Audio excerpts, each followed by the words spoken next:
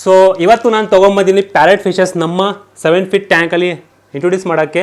So ನಮ್ಮ ಹತ್ರ ನೀವು ನೋಡಿರ್ಬೋದು, ರೀಸೆಂಟ್ಲಿ ನಾನು ಇದರಲ್ಲಿ 7 ಫೀಟ್ ಟ್ಯಾಂಕಲ್ಲಿ ಏಷ್ಯನ್ ಆರೋನ ಹಾಕಿದ್ದೆ. ಏಷ್ಯನ್ ಆರೋ ಜೊತೆ ಯಾವ್ದು ಫಿಶಸ್ ಬಿಡೋಣ ಅಂತ ಯೋಚನೆ ಮಾಡ್ತಾ ಇದೆ. ಅದಕ್ಕೆ ಪ್ರಾಪರ್ ಟ್ಯಾಂಕ್ ಮೇಟ್ಸ್ ಹೇಳಬೇಕಂದ್ರೆ ಇದು ಪ್ಯಾರೆಟ್ ಫಿಶಸ್ ತೊಗೊಂಬಂದಿದ್ದೀನಿ. ನಮ್ಮ ಪ್ಯಾರೆಟ್ ಫಿಶಸ್ ಇದು ಟೋಟಲ್ 7 ನಂಬರ್ಸ್ ಇದರಲ್ಲಿದೆ.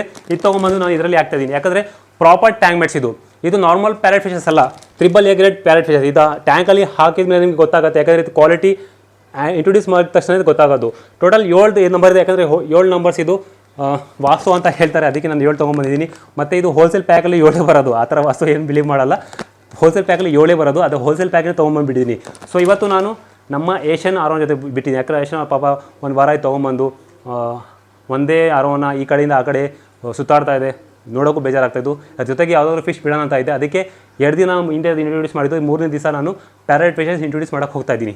ಸೊ ಬನ್ನಿ ಇಂಟ್ರೊಡ್ಯೂಸ್ ಮಾಡೋಣ. ಇಂಟ್ರೊಡ್ಯೂಸ್ ಮಾಡೋಕ್ಕೆ ನಿಮಗೆ ಹೇಳಿರ್ಬೋದು, ಲಾಸ್ಟ್ ವೀಡಿಯೋನಲ್ಲಿ ನಾನು ನಿಮಗೆ ಹೇಳಿದ್ದೆ ಯಾವ ಥರ ಇಂಟ್ರೊಡ್ಯೂಸ್ ಮಾಡಬೇಕಂತ. ಯಾಕಂದರೆ ಸಡನ್ಲಿ ತೊಗೊಂಬಂದು ನೀವು ಫಿಶಸ್ನ ನೀರಲ್ಲಿ ಬಿಟ್ಬಿಟ್ರೆ ಟೆಂಪರೇಚರ್ ಮತ್ತು ನೀರು ಚೇಂಜ್ ಆದ ತಕ್ಷಣ ಫಿಶಸ್ ಶಾಕ್ ಹೋಗಿಬಿಡುತ್ತೆ, ಕೆಲವೊಮ್ಮೆ ಕಪ್ಪು ಆಗಿಬಿಡುತ್ತೆ, ಕೆಲವೊಮ್ಮೆ ಸ್ಟ್ರೆಸ್ ಹೋಗ್ಬಿಟ್ಟು ಸತ್ತೋಗ್ಬಿಡುತ್ತೆ. ಅದಕ್ಕೆ ಪ್ರಾಪರ್ ಟೆಂಪರೇಚರ್ ಅಕ್ಯುಮುಲೇಟ್ ಮಾಡಬೇಕು.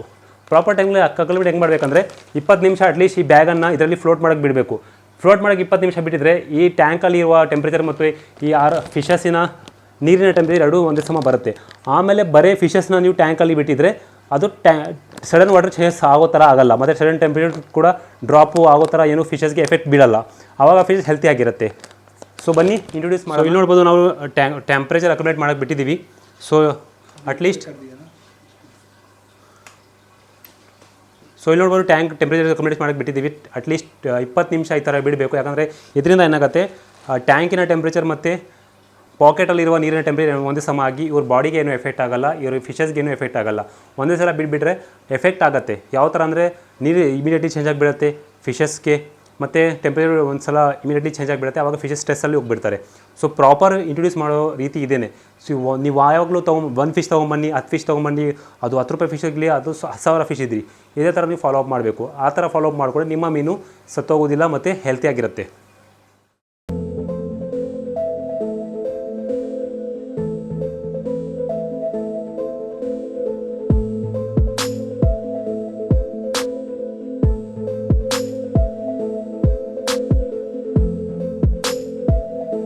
ಸೊ ನಮ್ಮ ಟ್ಯಾಂಕಲ್ಲೇ ಇಂಟ್ರೊಡ್ಯೂಸ್ ಮಾಡಾಯಿತು.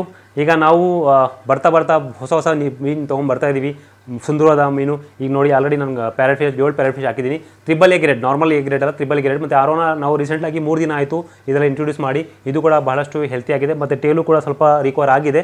ಅದೇ ಥರ ಇದು ಕೂಡ ನೋಡಿ ಪ್ಯಾರೆಟ್ ಫಿಶ್ ಇನ್ನೂ ಜಸ್ಟ್ ಇಂಟ್ರೊಡ್ಯೂಸ್ ಮಾಡಿರೋದು. ಆಲ್ರೆಡಿ ಇದು ಈ ಕಡೆ ಆ ಕಡೆಯಿಂದ ಈಜಾಡ್ತದೆ, ಒಂದು ಕಡೆ ಕೂತ್ಕೊಳ್ತಾರೆ. ಯಾಕಂದರೆ ಇದೇ ವ್ಯತ್ಯಾಸ, AAA ಗ್ರೇಡ್ ಕ್ವಾಲಿಟಿ ಫಿಶಸ್ ವ್ಯತ್ಯಾಸ ಇದೇನೆ.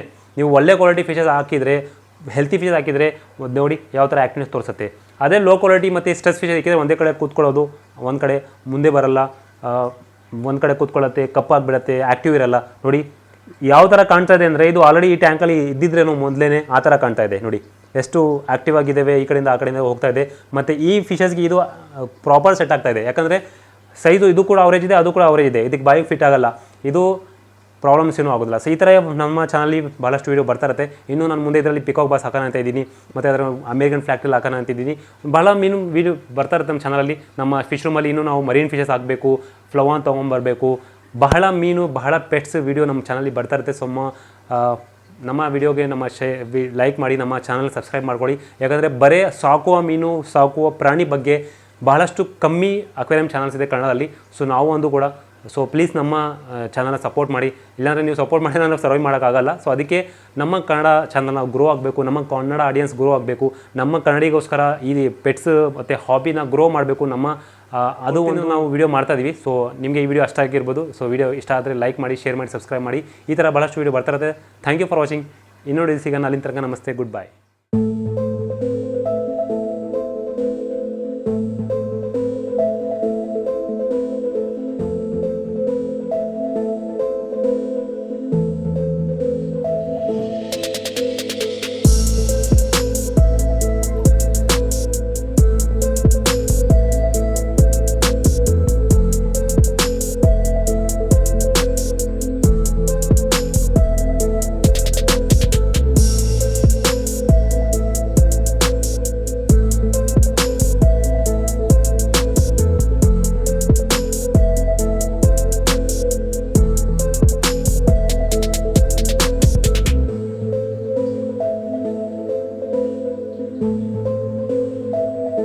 पानी दे दो गिलास में।